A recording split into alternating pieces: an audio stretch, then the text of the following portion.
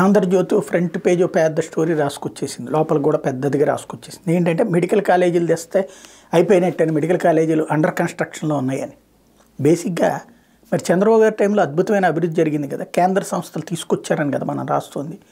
ఏ సంస్థ పూర్తయింది బాబు గారి హయాంలో? మరి అభివృద్ధి జరిగిపోయిందని ఎట్లా చెప్తున్నాం?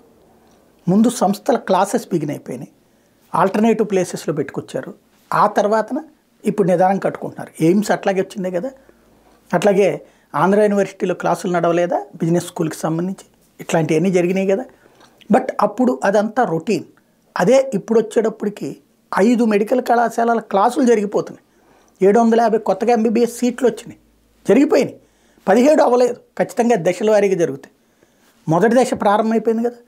ఒక ఏరియాకు ఒక మెడికల్ కాలేజ్ ఇస్తేనే గొప్ప అన్నటువంటి దశ నుంచి 5 మెడికల్ కాలేజీలు ఈ రాష్ట్రంలో తయారైతే కూడా, ప్రారంభమైపోతే కూడా, దాంట్లో ఇంకా అక్కడ అది కట్టలేదు, ఇక్కడ ఇది కట్టలేదు, నాడు నేడులో కనుక కట్టిన వాటిని వదిలేసి అండర్ కన్స్ట్రక్షన్లో ఉన్న వాటిని చూపెట్టేసి ప్రజల్ని మోసం చేసేటటువంటి ఒక దౌర్భాగ్య పరిస్థితి ఎట్లుందో, ఎంతకాలం పాటు ఇట్లా ప్రజల్ని మోసం చేస్తారు, ఎంతకాలం పాటు ఇట్లాంటి అసహ్యకరమైన వార్తలు రాస్తారు, ఎంతకాలం పాటు ఇట్లా ప్రజల్ని తప్పుదోవ పట్టిస్తారు అన్నటువంటిది ఆత్మవిమర్శ చేసుకోవాల్సిన అవసరం ఉంది.